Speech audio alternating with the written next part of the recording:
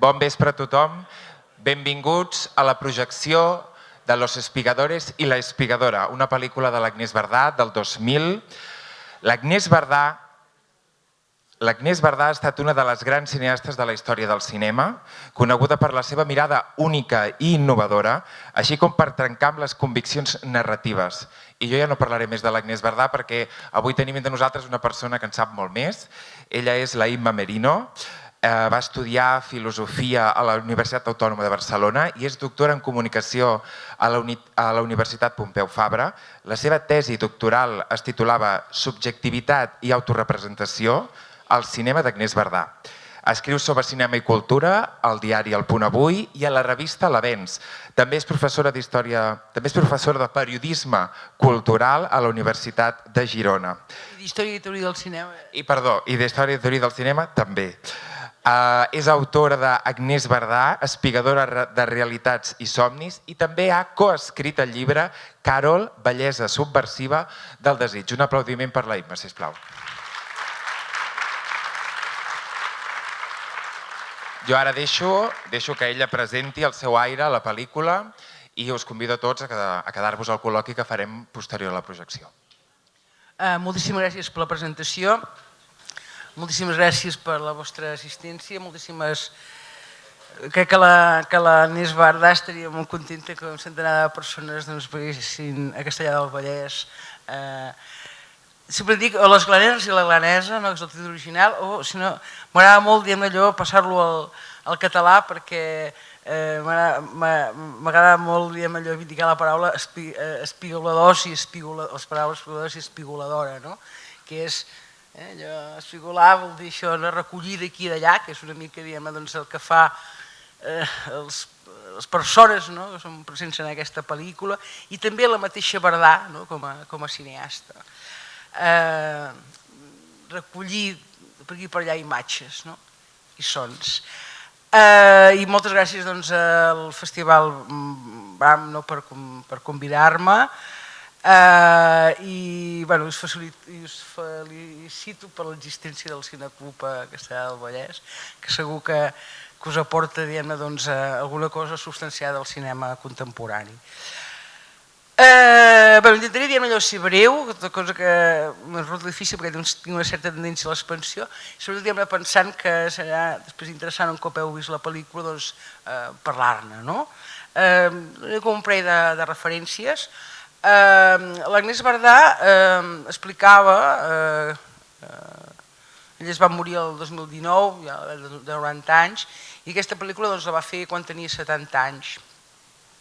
I ella havia fet cinema d'una manera tradicional, al sentit de tot el que és els aparells amb els quals es feia i encara es segueix fent cinema, rodant en pel·lícula, també amb una estructura de producció més gran, i és allò que a partir d'un tema, que ara en parlaré, va pensar que havia d'aprofitar les càmeres digitals, que aleshores eren pràcticament allò noves.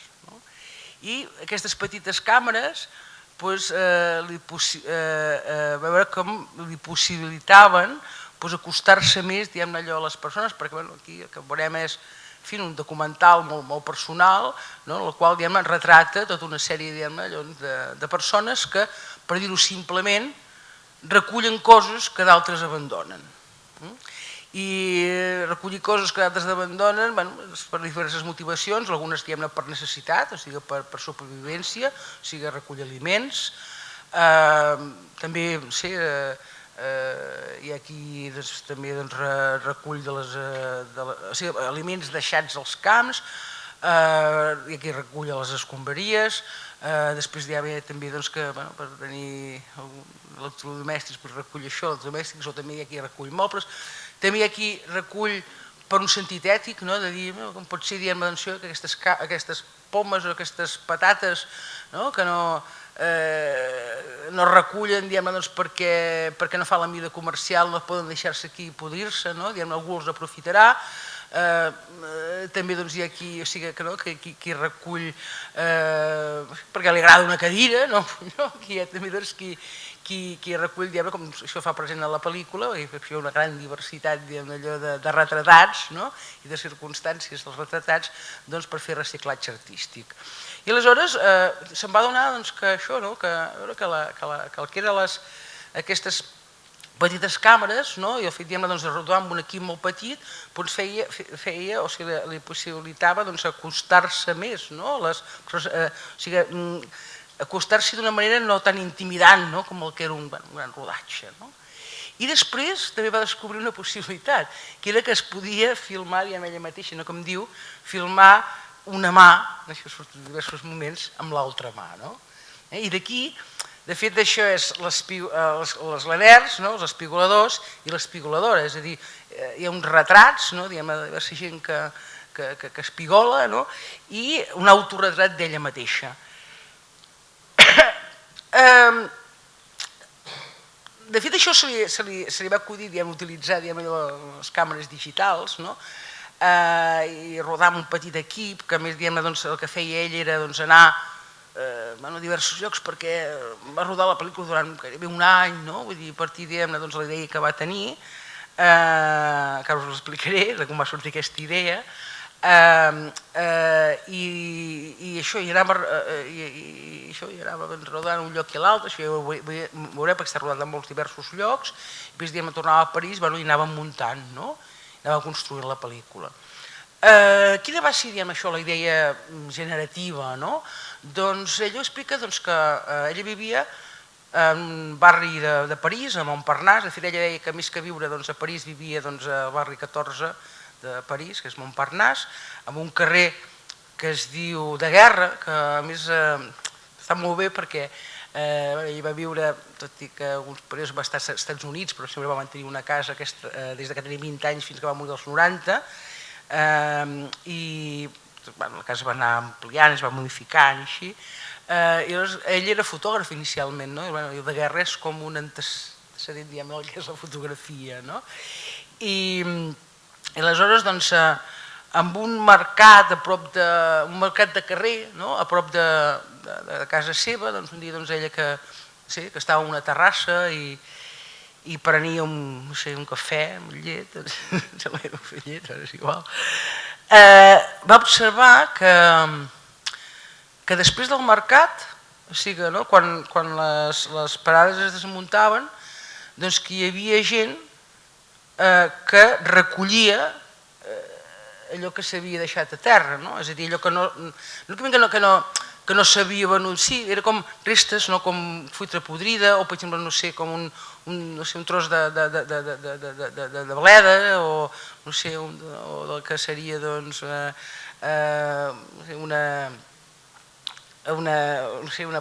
una pastanaga, allò que semblava lletja, i hi havia allò com gent que anava a recollir, i vaig pensar, aquests fan el mercat, després nosaltres al mercat, o sigui, de fet, mengen d'allò que nosaltres allò deixem.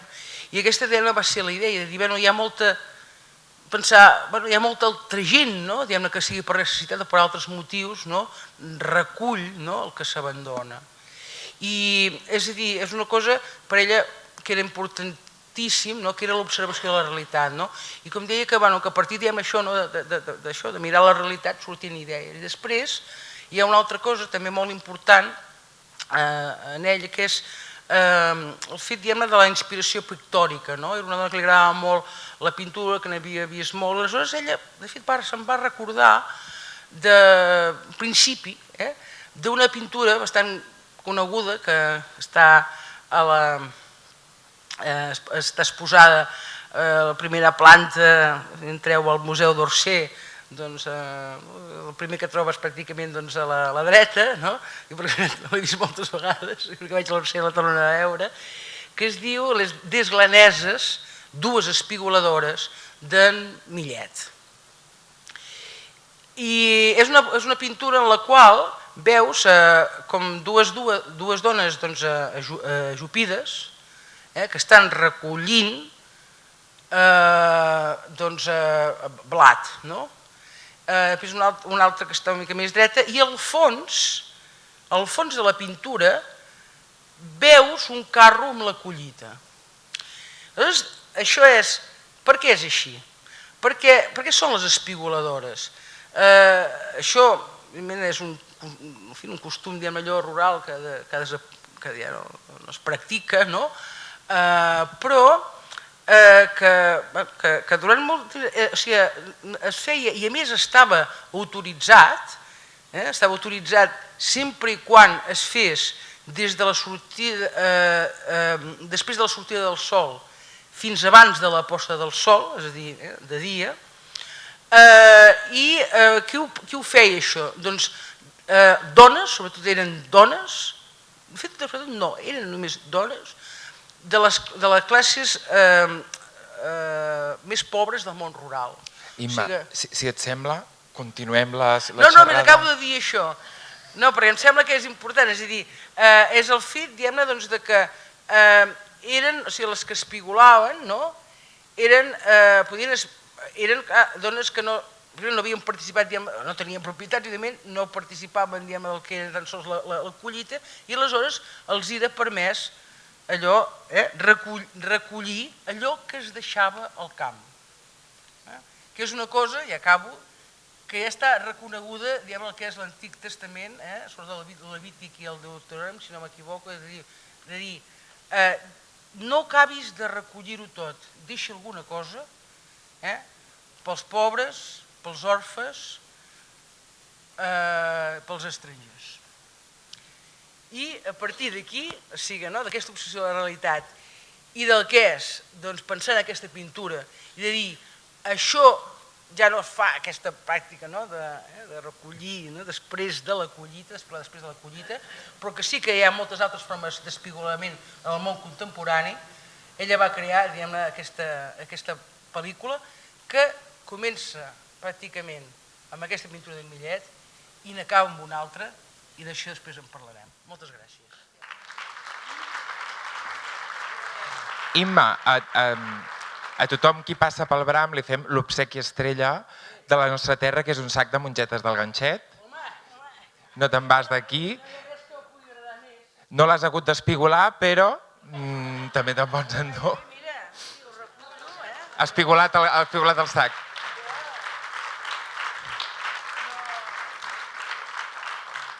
Ja podeu pensar que em dona, la cansalada ja la tinc a casa. Molt bé, doncs continuem després amb el col·loqui. Intenteu posar el mòbil en silenci, que segur que ho aconseguiu. Ens veiem després. És tard, és dimarts també. Pensa que el Bram ja fa uns quants dies que dura. També. Vull dir que la gent ja comença a acusar... 4 gatets. Però 4 gats però ben avinguts. 4 gatets, sí. Si baixeu, estarem més a prop, no? A mi m'ha semblat, no sé, m'agradaria que ens expliquessis el que acabem de veure, perquè primer em sembla d'una complexitat que no m'arriba, o sigui, no m'arriba al cap a abarcar tots els temes i totes les capes del document, no m'arriba. Estava segur pensant, m'hauria d'estar apuntant tots els temes que veig que està tocant i totes les idees que veig que va posant aquí perquè em semblen com inabarcables. Primer em sembla com en una capa com més superficial, em sembla molt interessant el retrat que fa de la societat francesa, que no sé si és transversal o no, però em sembla molt complet, a part del tema en si, que ara està super de moda, que és la sostenibilitat, el no al malbaratament, també parla molt de la gent que viu fora del sistema, també em sembla brillant com retrata el temps. Tota l'estona hi ha com un esforç i diu que fuig del temps i compra aquest rellotge sense busques, però tota l'estona a la pel·lícula hi ha aquesta idea constant de pas del temps, de fer el viatge i tornar a casa i contemplar, i també explica a través de la captació de la imatge, no? Explica com el retrat i l'art com a forma de captar les imatges en el passat i com ella ara té aquesta càmera digital que li permet fer les imatges més instantànies. Hi ha com una idea recurrent tota l'estona del pas del temps en diferents aspectes que és increïble. I a part és una pel·lícula entretinguda, és divertida, és commovedora perquè tota l'home aquest, l'home que es ve del final, que descobreix aquesta vida, que ensenya a gent, alfabetitza per les nits, és commovedora. A la vegada fa com una crítica al consumisme frontalment. No sé, jo anava veient i dic, i a més sembla com, tu veus i dius, és que sembla que hi ha un punt com d'aleatori, però en absolut és aleatori. En quin sentit aleatori? Bueno, perquè sembla que la dona s'ha anat trobant coses que li anaven totes bé, però són com, a part de... Ella les anava buscant, o en part també trobant, no? Perquè també hi ha alguna cosa, no? D'això de trobar, el fet de que ella estava en el tema, no? I per exemple, sí, diu, aquesta temporada hi ha allò recull les patates, però aquesta regió que és molt de patates, però sempre ja se'n deixen per això, perquè hi ha unes mesures comercials que fan que algunes quedin en el que és el camp. Aleshores, aquesta cosa de saber-ho, perquè algú l'informa, perquè ella mateixa fa la seva recerca i... És a dir, a veure, no? Aleatori, hi ha un punt d'atzar, no? Això és el que volia dir, no tan aleatori, sinó... I, de fet, l'Agnès Varda deia que l'atzar era el seu millor assistent. I, m'agrada molt explicar una cosa que és veritat que hi ha al final de la pel·lícula, el qual ella diu, de fet, que les dues coses que més m'han commogut ha sigut trobar aquesta persona que al principi la coneix, allò que us explicava al principi, perquè és un dels que va al mercat a fer el mercat especulat després del mercat, i després, clar, descobreix una història. I això és aquesta cosa de la Vardà, que tenia una gran curiositat pels altres, o sigui, li interessaven certament els altres. És a dir, i és el fet, perquè això roda després que la Vardà s'hi acosti, parli amb ell, i sàpiga del que és la seva vida, i sàpiga que ven aquesta revista, no sé, seria com una farola, no sé, ara no sé si encara existeix la farola, que és per la revista que venien, venen persones en una situació de precarietat, allò, i la manera de recollir diners. I que a més sap que això, que fa classes com a benevolent, com gratuïtament a immigrants. I això, clar, és una història que a ella això la commou, i per això vol fer aquest retrat i que tingui una presència especial a la pel·lícula. Però és molt curiós perquè 2 anys de... O sigui, una pel·lícula que la Vardà va fer que es diu 2 anys després, que és 2 anys després de fer Les espigadores i l'espigoladora. I és una pel·lícula que surt d'una pregunta, que ella formulava així, perquè hi ha pel·lícules que arriben més al cor dels espectadors que d'altres. I ella es va trobar amb això, que aquesta pel·lícula havia arribat... La paraula al cor, però a més té molt a veure amb el que és la patata en forma de cor, el restaurant del cor, la patata en forma de cor, que és un símbol. De fet, jo... sempre que veig una patata en forma de cor me la quedo, me'l porto a casa i veig com va grillejant. I quan ens va morir la Vardà, la gent va portar a casa seva patates en forma de cor.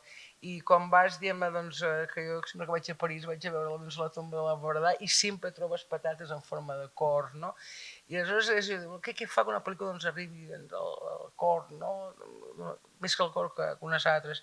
I per això fa aquesta pel·lícula, es diu 2 anys després, el qual retroba a molts de les persones que surten a la pel·lícula. I surt ell, i l'Alan F. I li diu una cosa en la qual jo estic absolutament en desacord amb l'Alan F. Que és que diu, és que trobo que tu surts massa. com deia la Verdad, jo que per fi surto 4 minuts de la pel·lícula. I en tot cas, diguem, si surto és perquè si jo retrato també m'autoretrato, no és com alguna manera gairebé d'honestedat, no? Jo també formo part, no, d'això. Jo també sento que sóc un espectador d'imatges, de fet, diguem, aquells, sembla que són els 4 minuts primers de la pel·lícula, no? Que ella acaba sortint, no? Diguem, davant aquell retrat d'una espigoladora, no? I diguem, doncs, no? Que després doncs, té la garba, i després diguem, treu això, però també la veus, diguem, recollint coses com ara, diguem, aquell rellotge, com deies tu, d'agulles, no? Que diu que li convé, perquè, bueno, ja té una edat i no, veu que no marca com passa el temps, no? I clar, evidentment, és una pel·lícula sobre el temps, perquè parla, diguem, de coses, bueno, que es desgasten, no? Com que ens passa per elles, però a la vegada també parla de la possibilitat de, bueno, no? De retrobar-les, de donar-los una nova vida, no? I no sé, m'ha deixat unes quantes coses pel camí sobre... Perquè és veritat que és una pel·lícula que sí, que te genera, diguem-ne, com tantes allò, no sé, no? Sí, algú té preguntes?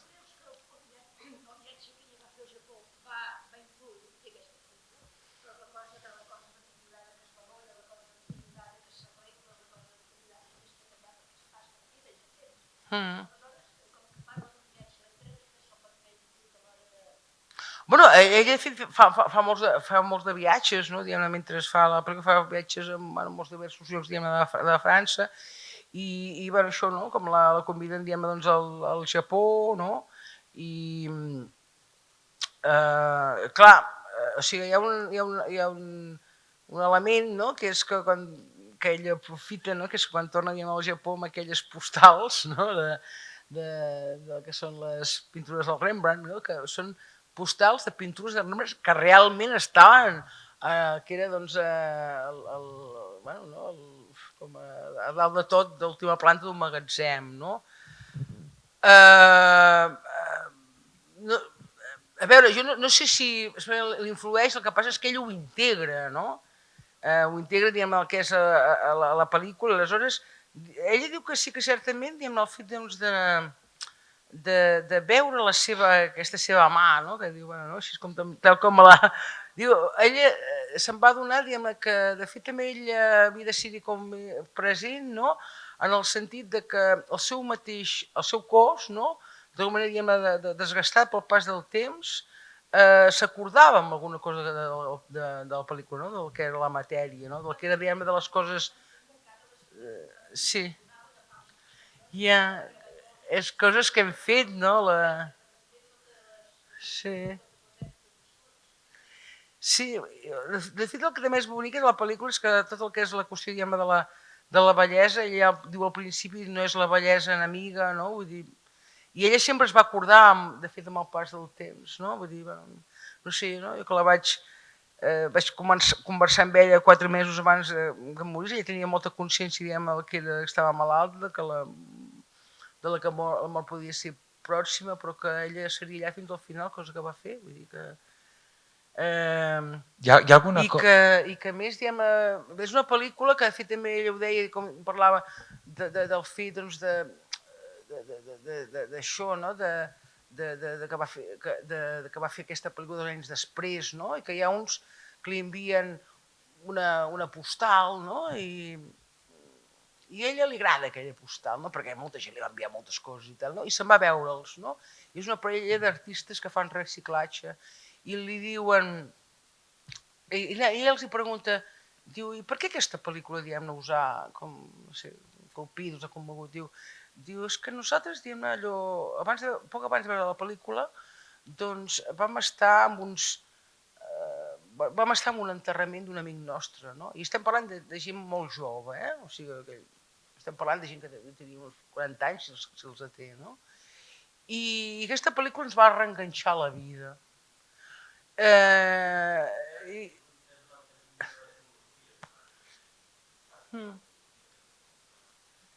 Bueno, sí, clar, hi ha una filosofia en el sentit, diguem, de dir, bueno, no, les coses llançades, no?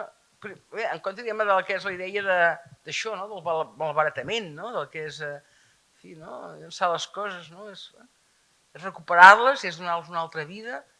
I, per exemple, doncs, aquesta parella diu, ens va reenganxar, ella diu, bueno, però parla de gent, a vegades, en situacions difícils. diu, però bueno, també parla de gent que està en situacions difícils, però busca la manera d'amb tot, diguem-ne, doncs, sobreviure, no? És a dir, doncs anar a recollir, no sé, no li fa, diu, ella diu, sí, no els li fa res embrutir-se, no? per recollir, no?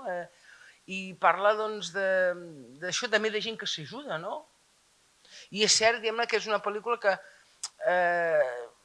sí, no? Jo vaig estar, no sé, l'any passat en un lloc, al Priorat, que és un lloc que fan allà al Molar, doncs, no sé, no?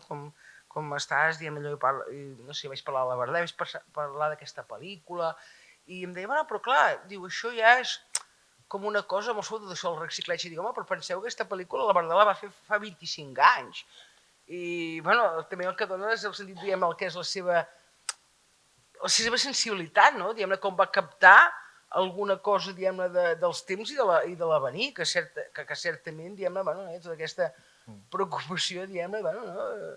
En fi, no? En relació amb el que és el consumisme, el que és el balatament, què fem, diguem-ne, tot el que és les coses, diguem-ne, allò com llançades, com, no? El que és la recuperació, etc. Però com deia ell, que sembla que... absolutament, diguem-ne, el que és 25 anys després, està només vigent que aleshores, no?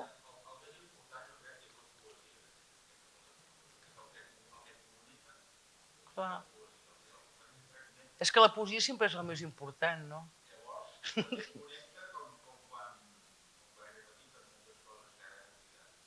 Clar, perquè la poesia sempre dona una esperança, diguem-ne, sobre el que és la vida. Però aquesta poesia la porta ella, és la seva persona, és el seu punt de vista, és el que tria que surti, és el que porta aquesta poesia. Sí, i tampoc, diguem-ne, sense... A veure, perquè tampoc és que deixi de...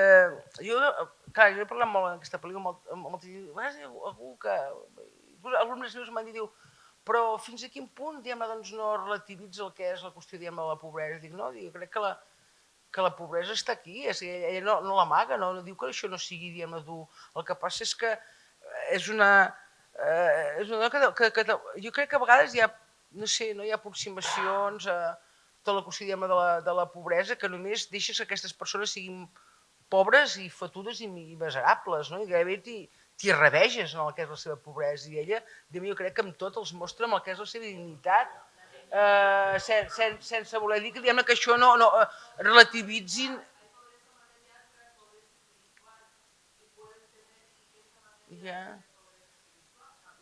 Ja, per això, vull dir que no, tampoc fa miserabilisme, no? Vull dir que això a vegades, bueno, hem vist tantes pel·lícules, diguem-ne, que redueixen el que és la...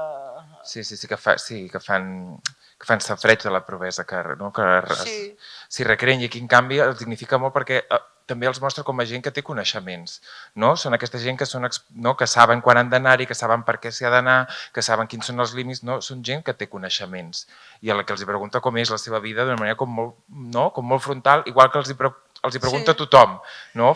Els igual a tots els que surten. I amb això és important això que jo deia al principi, diguem-ne, de com ella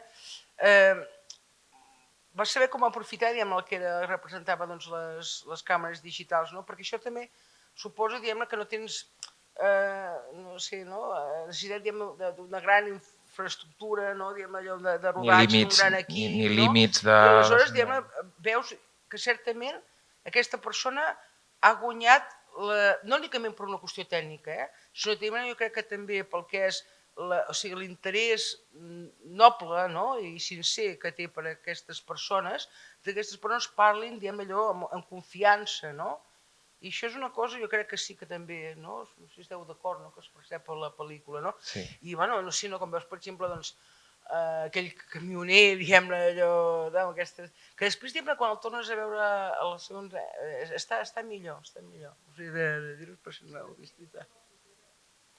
Molt propera, no? Sí. Això es veu de seguida que si ella no fos d'una certa manera, la gent no sinceraria, no seria tan oberta, no tan transparent. Jo crec que es nota molt. També va fer la segona pel·lícula perquè diu, clar, aquestes persones, d'alguna manera, tu també els utilitzes per fer una pel·lícula, no? Aleshores jo he volgut també mostrar que passat el temps, també m'he preocupat de com estan aquestes persones, què fan, quin és el seu estat, no? I també això, no, el que m'ha dut, no? Això que ara estava pensant també en una cosa, no, que té a veure amb l'atzar, no? Vull dir que diuen, no, que algunes coses també, inclús per l'atzar mateix, que algú els va dir, vés aquí, vés allà, no sé què, però ella també diu que una de les coses, diguem, que la va, no sé, no, que la va impressionar, l'altra cosa que la va impressionar més de la pel·lícula, va ser el que va passar quan va anar a aquell museu, com es diu aquell poble, bueno, un poble, que és un museu que es troba, que és allà on va buscar, no, una pintura, no, això es veu al final de la pel·lícula, no? Sí. Que és aquestes, diguem allò, les leneses, no? Com que fugen de la tempesta, no? I ara no me'n recordo exactament l'any, però us explicaré una cosa. L'any en el qual, diguem-ne, doncs es va exposar, diguem-ne, allò, en el Gran Saló de París, no? Les 10 leneses d'en Millet, que són les que estan al Museu d'Orsay. O sigui, aquestes glaneses de Millet va ser, per dir-ho molt simplement, bastant menys tingudes. En canvi, la pintura, diguem-ne, que va triomfar, va ser aquesta pintura. I aleshores, què ha passat amb el temps, no? Que una, diguem-ne, està al Museu d'Orsay i l'altra estava en un magatzem. A més que si hi ha, diguem-ne, en fi, Espanya i Catalunya també ho és bastant descentralista, no? A França allò és com un museu de províncies i està en el magatzem. Clar, aquí hi ha dues coses molt importants. Una, que és que quan aquesta pintura surt del magatzem i la treuen al pati, en aquell moment, diguem-ne, doncs, hi ha una ratxa de vent. I fa la sensació com que certament es mou, no? I llavors la Bardà, doncs, diu, clar, l'atzar, tant que és el meu millor assistent, diu, per exemple, diu, allò, tu primer que t'ho imaginessis, que t'imaginessis que tu treus allà aquesta pintura i per tant t'ho imagines i simules que hi ha una ratxa de vent. Però fins i tot, bueno, això és veritat que hi ha moltes coses que han sigut simulades, no? I que semblen com autèntiques i que funcionen, no? Però, diu, és això, no? Tu pots tenir un equip meravellós, no sé què, hi ha moltes idees i tal, i resulta què passa? Que la realitat te dona aquest regal.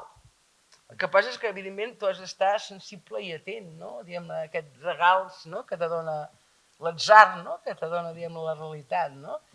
I clar, i aquest és certament un moment. Hosti, jo crec que per mi dels finals que a mi més m'agraden, no?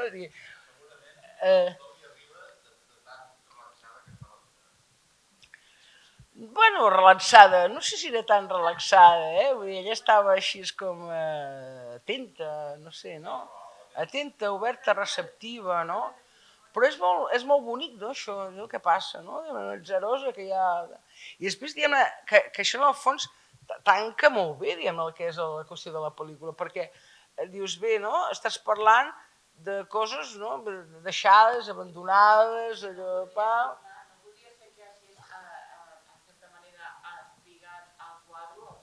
Evidentment, és que per això mateix, no? Que és un tancament, no? Com tu dius, no? Perfecte, perquè també és una pintura, diguem-ne, que dic, no? Que aquella època, diguem-ne, és el 1860 i pico, precisament l'any, això hauria d'haver consultat abans, però això, no? És considerada una meravella de pintura, que inclús té un moment gloriós, que està, diguem-ne, doncs, en el que és, en fi, llocs reals, no sé què tal, i les tenen allà i està en magatzem. Llavors, què fa? Recuperar-la. Què t'ensenya a la segona part de la pel·lícula? Que la pintura ha sigut restituïda al museu. A partir d'aparèixer en el... Exactament. I per tant, no, però és una manera de dir, és veritat, tens raó, però és una manera de dir, diguem-ne, que el cinema ens agradaria, no?, com l'art, no?, que pogués, diguem-ne, allò, no sé, no?, transformar radicalment, diguem-ne, allò, la vida, no?, però que algunes coses va canviar, no? I això, no?, ha donat una nova vida, diguem-ne, a aquesta pintura. I tant, i tant, i tant. Algú té alguna pregunta? Molt bé.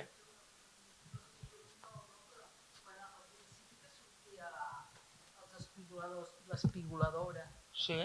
que era la senyora sola. Bueno, jo he pensat, mira, d'aquí ve el títol, no? Bueno, doncs la gent i l'espigoladora. Clar, quan acaba la pel·lícula he pensat que l'espigoladora és ella. No, i al Perquè... principi també, no? No, A més ho diu. però jo doncs llavors, aleshores, jo no ho he sabut captar, no? Però al final he pensat, és ella perquè està captant, està agafant tot un reguitzell de realitats, no?, diferents, i també, bueno, una miqueta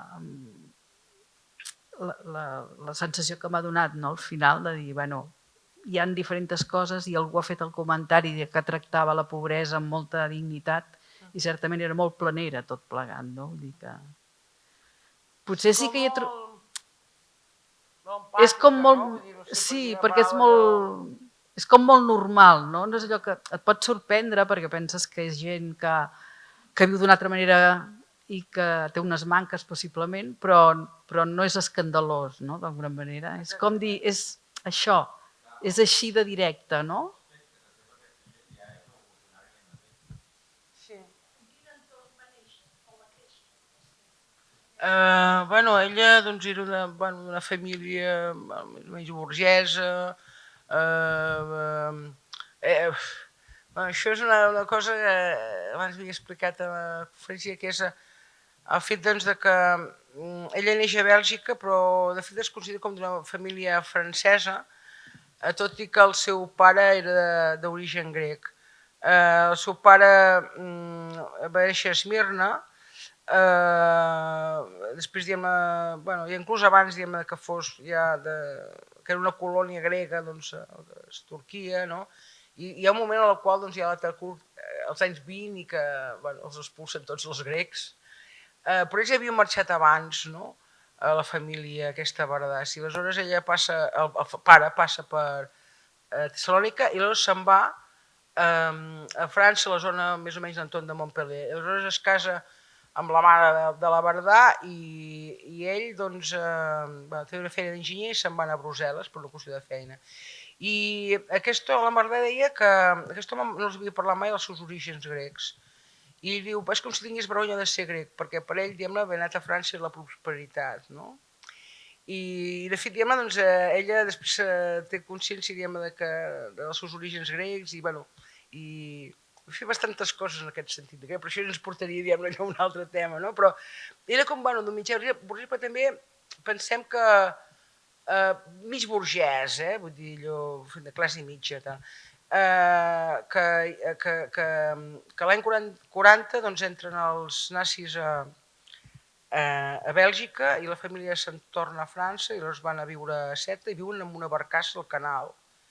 I aleshores, bueno, d'aquí després, en fi, no, la família va, vull dir que... I ella, doncs, arriben a París amb la família i ella, diguem-ne, comença a estudiar fotografia i tal, i ella viu, diguem-ne, d'això. Però, bueno, ella no es va considerar mai una burgesa, de fet, era bastant antiburgesa. I hi ha una cosa molt divertida, la veritat. Bueno, aquesta me la va dir, diguem, l'última vegada que la vaig parlar amb ella, no? Vaig fer aquesta entrevista pel llibre aquest de l'Espigolador de realitats i de somnis, que diu, de fet a mi mai m'ha interessat la burgesia, diu, ni per criticar-la. Això és interessant. I, bueno, una persona com bastant lliure i així, sí. Sí, sense gaires convencionalismes. Bueno, jo crec que és per molts de motius, no? Jo crec que una de les coses és per la seva llibertat creativa, no? És a dir, no sé, no veus aquesta pel·lícula i veus que jo crec que una llibertat en fer-la enorme, no?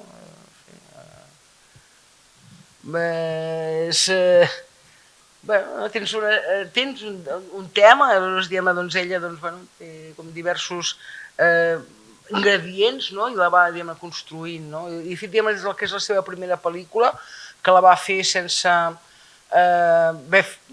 sense fer mai cap res de cinema ni gairebé haver vist cine, perquè no sé, no? Jo li deia, però hòstia, la teva generació anava al cine, no? Diu, és que als pares no els agradava el cine.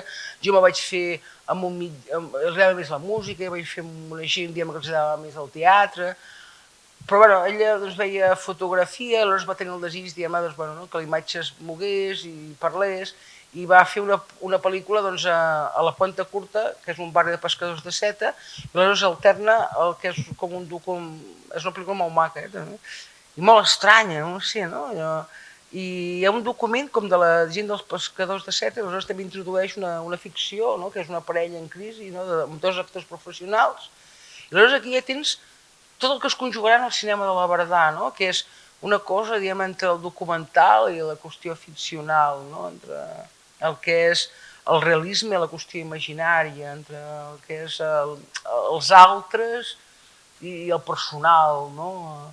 I que a més era una persona que cada pel·lícula buscava les seves pròpies formes. És com això, quan va veure el tema, quan el tenia, va pensar, i poder rodant-ho això allò en digital, en aquestes pel·lícules digitals, tindràs aquesta possibilitat d'això, que acostar-te més a la gent, a gent que viu en situacions difícils, i que potser així se sentirà menys intimidat, i a la vegada aquesta idea de filmar el seu propi cos, perquè clar, tradicionalment, per autoretratar-se, no sé, ha d'haver-hi el mirall, ha d'haver-hi...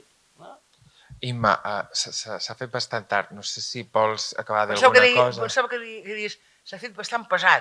No, pesat no, però ja és tard, tenim el tècnic que ja ha plegat. Jo volia dir una cosa que ho dic sincerament, com he dit abans, que potser no sé, ni que el cinema i l'art canviés més la vida, el món, en un sentit allò positiu i humà, i jo dic, no sé, jo aquesta pel·lícula, si em vaig dedicar a l'Agnès Bardà, a estudiar-la, a fer la tesi doctoral i tal, així, va ser per aquesta pel·lícula, perquè sí que havia vist alguna cosa abans, però aquesta pel·lícula jo la vaig veure a Cannes l'any 2000 i vaig quedar molt impressionada, vaig pensar quina manera tan viva, tan potent, de captar alguna cosa